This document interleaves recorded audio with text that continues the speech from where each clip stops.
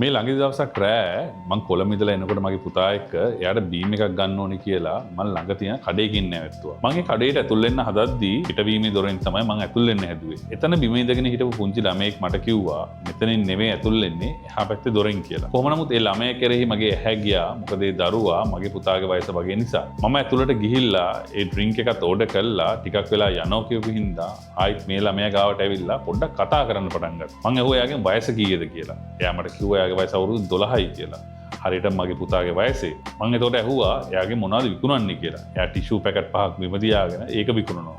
මේ ළමයා බැලුවල්මට මගේ පුතාගේ වයස නිසා මට හිතුණා ටිකක් විස්තර කතා කරන්න ඕනේ කියලා. මෙයා කිව්වා මෙයාගේ වයස අවුරුදු 12යි. මෙයා කරන්නේ ටිෂු විකුණන එක රැට අම්මත් ඒ වගේ බිස්නස් එකක් කරනවා. මෙයා උදේ වෙලා තමයි ගෙදර යන්නේ. ඒක නිසා මෙයා ඉස්කෝලේ යන්නේ නැහැ කියලා. ඔහොම කතා කරලා ඉන්නකොට මේ ළමයා මගෙන් අහනවා ඔයා මේ කඩේට කලින් ඇවිත් නැහැ නේද කියලා. මං ඇහුවා ඔයා කොහොමද ඒක දන්නේ කියලා. එයා මට කිව්වා ඔයා මේ කඩේට කලින් ඇවිත් තියෙනවා නම් ඔයා දන්නවා හරි දොරෙන් කොහොමද ඇතුළට යන්නේ කියලා. මට හිතුණා ඒ දරුවට තර්කානුකූලව හිතන්න පුළුවන් කියලා.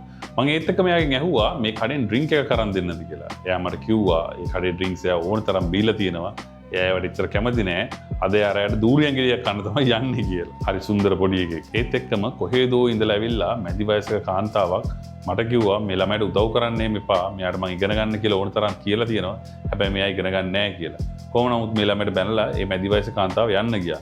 මං ඒ ළමයාගෙන් ඇහුවා මේ කවුද කියලා. මෙයා මට කිව්වා ඒ පිටිපස්ස ස්පා එකක වැඩ කරන ඇන්ටි කෙනෙක්.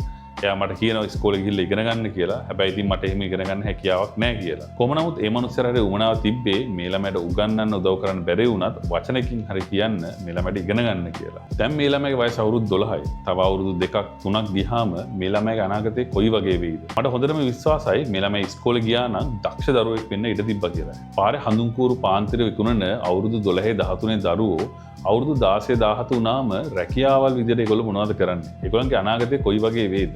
ඒවට වග කියන්න ඕනේ කවුද? මට හිතෙනවා මේක හිතන්න ඕන කාරණයක් කියලා. ගිහින් එන්න බොහොම ස්තුතියි.